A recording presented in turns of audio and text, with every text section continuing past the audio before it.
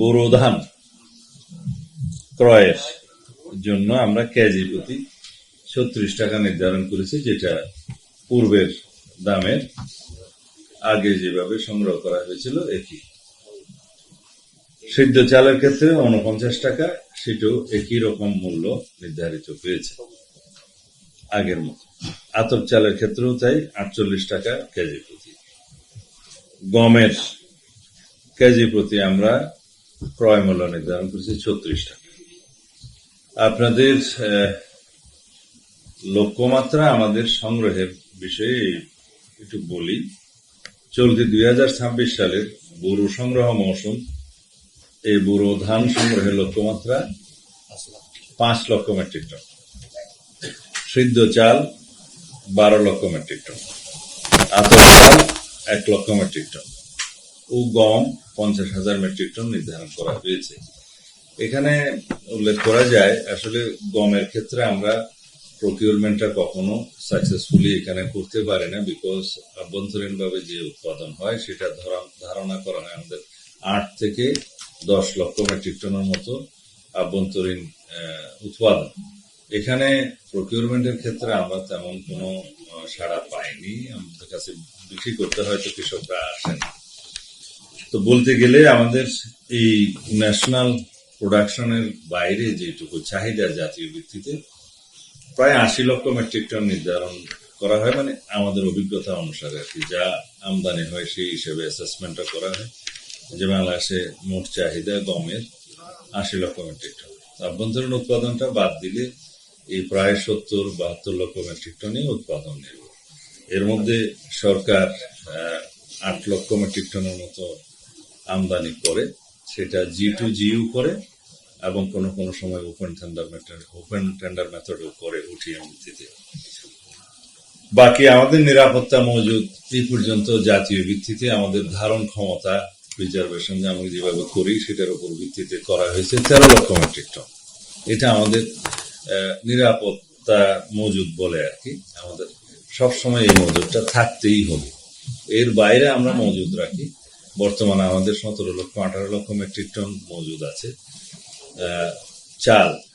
এর বাইরেও আমরা এই বছর আরো বেশি লক্ষ্যমাত্রা নির্ধারণ করবো বলে আশা করছি সামনে, যাতে আমাদের প্রকিউরমেন্টের উপরে নির্ভর করবে, সেটা ফ্লেক্সিবল, আমরা চাইলে সেই প্রকিউরমেন্টটা করতে পারবো। আমাদের লক্ষ্যমাত্রা বোধহয় ২৪-২৫ লক্ষ মেট্রিক টন, তাই না? ২৪-২৫ লক্ষ মেট্রিক টন। সেই হিসাবে আমাদের এখন মজুদ আছে ১৭-১৮ লক্ষ মেট্রিক টন। এখন আমরা ৫ লাখ টন এই বুড়ো মৌসুমে প্রকিউর করবো এবং সেটা চাহিদা অনুসারে, সময় অনুসারে, পরিবেশ পরিস্থিতি অনুসারে আমরা সেটা বৃদ্ধি করতে পারবো, সেই ফ্লেক্সিবিলিটি আমাদের আছে। আমরা 3 মে থেকে এই প্রকিউরমেন্টটা শুরু করবো বোরো ধানের ক্ষেত্রে। মে মাসের ৩ তারিখ থেকে ক্রয় শুরু হবে এবং ৩১ আগস্ট পর্যন্ত চলবে। আর চালের ক্ষেত্রে আমরা ১৫ মে থেকে শুরু করব, এটাও ৩১ আগস্ট পর্যন্ত চলবে। ৩১ আগস্টের পরে যদি সময় বৃদ্ধি করতে হয় আমরা সেটা সবাই দেখে নির্ধারণ করতে পারবো, এটা ফ্লেক্সিবল আছে। গমের ক্ষেত্রেও একই সময় 3 মে থেকে আমরা কালেকশন শুরু করব আর ৩১ আগস্ট পর্যন্ত এটা চলবে। তো গমের ক্ষেত্রে যেহেতু আমাদের এক্সপেরিয়েন্সটা ভালো নয়, আভ্যন্তরীণ প্রকিউরমেন্ট সেটা অনেকটা থাকে।